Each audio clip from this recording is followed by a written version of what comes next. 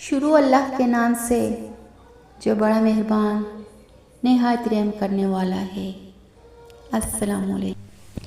قوم عاد کا عذاب۔ حضرت ہود علیہ السلام کی قوم کو اللہ تعالیٰ نے مضبوط، قوی اور دراز قامتی سے نوازا تھا۔ وہ اتنے قوی، مضبوط احسان کے مالک تھے کہ ان کو اپنے سامنے بڑے بڑے پتھر کنکر کی مانند لگتے تھے۔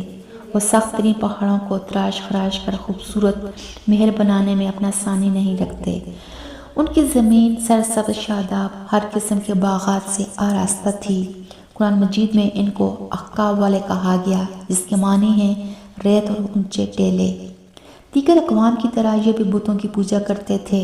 اپنے آباء و اجداد کی اندھی تقلید کرنے، اپنے آباء و اجداد کے باطل طریقوں کو چھوڑنا جس طرح دوسری اقوام کے لیے مشکل تھا، ان کے لیے بھی محال تھا۔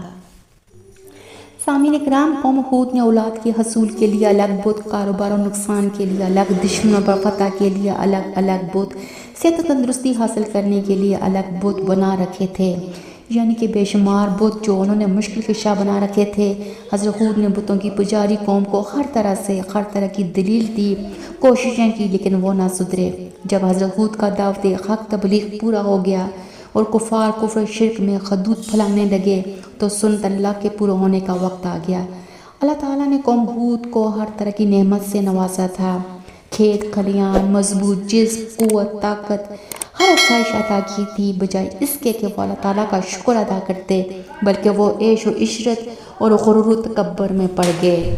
بلند و بالا پہاڑوں کو تراش کر محل بنانا ان کا مشغلہ بن گیا۔ ان محلات پر کثیر دولت اور وقت ضائع کرنے والا کام دوسروں پر برتری حاصل کرنے کے لیے تھا۔ مقصد ان کا محلات میں رہائش پذیری بالکل نہ تھا۔ عذاب کی نوعیت۔ حضرت ہود علیہ السلام نے اللہ تعالیٰ سے مدد کی درخواست کی جب آپ کی قوم نے آپ کو ہر طرح سے جھٹلا دیا، لیکن اللہ تعالیٰ نے اس کفر و شرک میں ڈوبی قوم کو ایک آندھی، تیز آندھی سے تباہ و برباد کر دیا۔ عذاب کی ابتدا اس طرح شروع ہوئی کہ ان سے بارش روک دی گئی۔ وہ قحط میں مبتلا ہو گئے۔ وہ اس دوران بارش کی دعا کرنے لگے۔ اس کے بعد ان کو آسمان میں بادل نظر آیا۔ وہ اس کو رحمت کا بادل سمجھنے لگے۔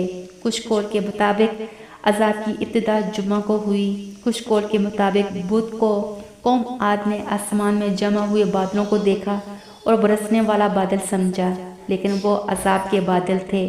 ان کو امید تھی اس بادل سے رحمت حاصل ہو گئی، لیکن بے سود۔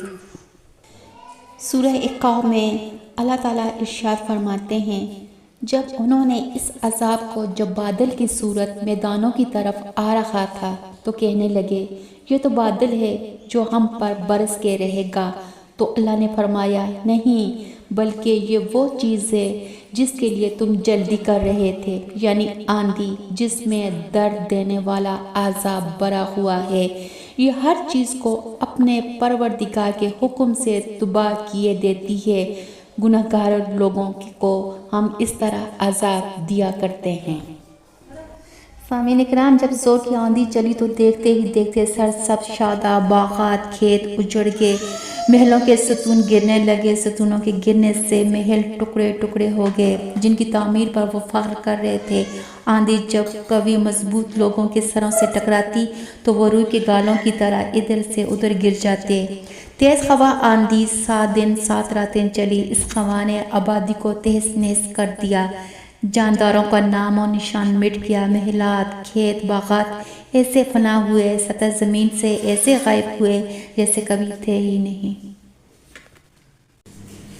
قوم عاد کو حضرت ہود علیہ السلام نے تقریباً 50,000 سے زیادہ مدت تک وعظ و تبلیغ سے، بتوں کی پرستش سے منع کیا، غرور و تکبر سے باز رکھنے کو کہا، بد فعلی سے روکا، لیکن قوم عاد کسی صورت نہ مانے۔ وہ اپنے سے زیادہ کسی اور بڑی قوت کے ہونے کا یقین ہی نہیں کر رہے تھے۔ اللہ تعالیٰ نے آخرکار ان کی طاقت کو خواہ کے ذریعے خاک میں ملا دیا۔ سامعین اکرام، اس کے ساتھ ہمیں دیجیے اجازت۔ اللہ ہم سب کا حامی و ناصر رہے۔ جزاک اللہ خیر۔